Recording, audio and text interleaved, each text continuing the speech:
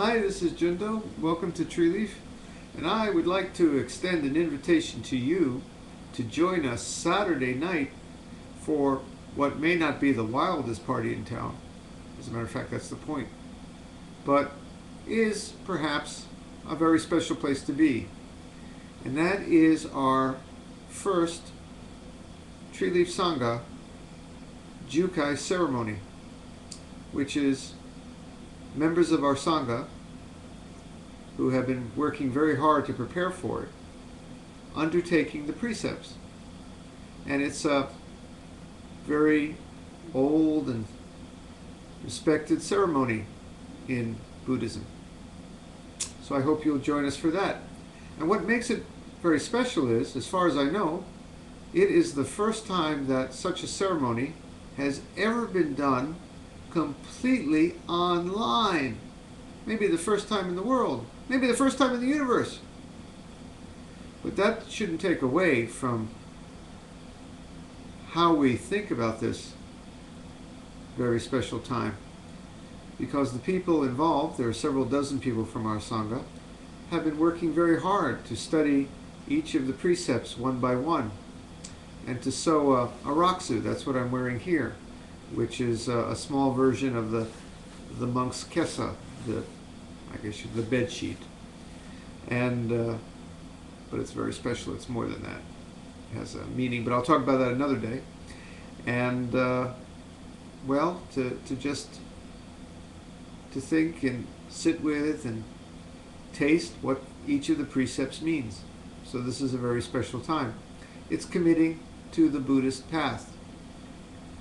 Now, you might wonder why we need precepts in Zen. I thought Zen is all about, man, freedom, doing whatever you want.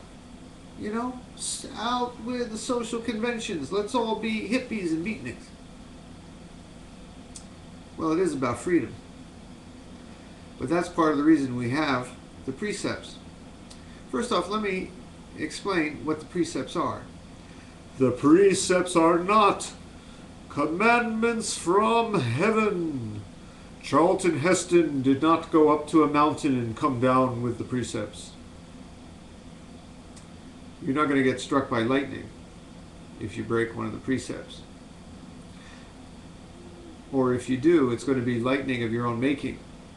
Let me explain. The precepts are signposts, guidelines, arrows pointing to a life that is without harm to yourself and others. Basically, as far as I'm concerned, all the precepts come down to this. Live as you can. We're only human beings. We are fallible.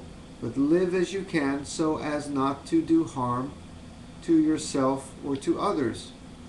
Which is not to, by the way. But that's another subject. And seek to live in a way that's healthful, H-E-A-L-T-H-F-U-L, and helpful, H-E-L-P-F-U-L, to yourself and others. Not to, by the way. And that means that we do such things as avoid, as we can, the taking of life, avoiding anger, even avoiding gossip.